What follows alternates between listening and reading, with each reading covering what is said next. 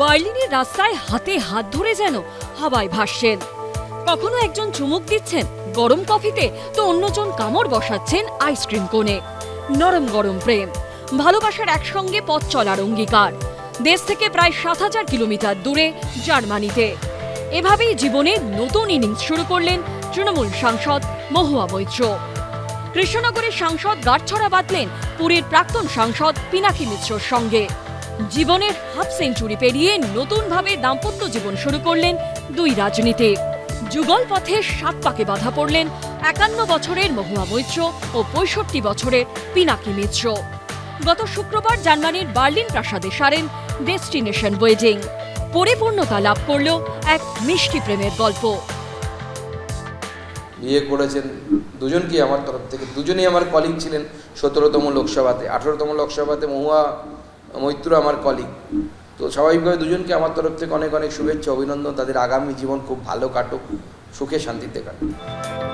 ১৯৯৬ সালে কংগ্রেসের টিকিটে পুরী লোকসভা কেন্দ্রের সাংসদ হন পিনাকি মিশ্র। পরবর্তীতে কংগ্রেস ছেড়ে বিজু জনতা দলে গেলেও নিজের চেনা জমিতেই ভোটের লড়াই করেন তিনি।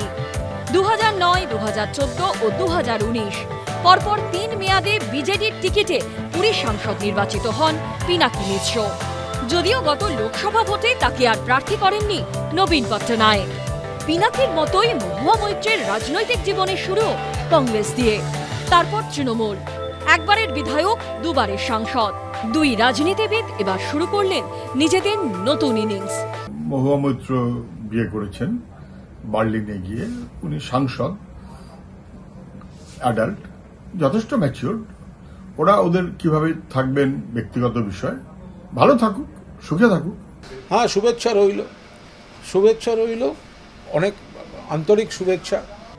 নিজের এক্স হ্যান্ডেলে স্বামীর সঙ্গে কেক কাটার ছবি পোস্ট করে কৃষ্ণনগরের তৃণমূল সাংসদ মহুয়া মৈত্র লিখেছেন, ভালোবাসা ও শুভেচ্ছা জানানোর জন্য সকলকে ধন্যবাদ, আমি কৃতজ্ঞ। নবদম্পতিকে সোশ্যাল মিডিয়ায় শুভেচ্ছা জানিয়েছেন অভিষেক বন্দ্যোপাধ্যায়ও। মহুয়া মৈত্র ও পিনাকি মিশ্র দুজনেরই সংসার বাঁধার ক্ষেত্রে এটা দ্বিতীয় ইনিংস। নতুন জীবনের জন্য অঢেল শুভেচ্ছা। এবিপি আনন্দ।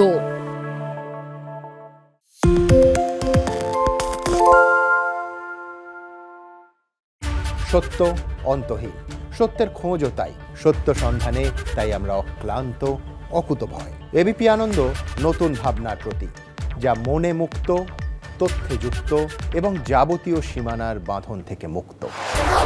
সীমা না শব্দটির মধ্যে লুকিয়ে আছে মানা শব্দটি, যেন চোখ রাঙানি এক অদৃশ্য বেড়াজাল, যা আটকে রাখে আমাদের এক ছোট্ট গণ্ডির মধ্যে।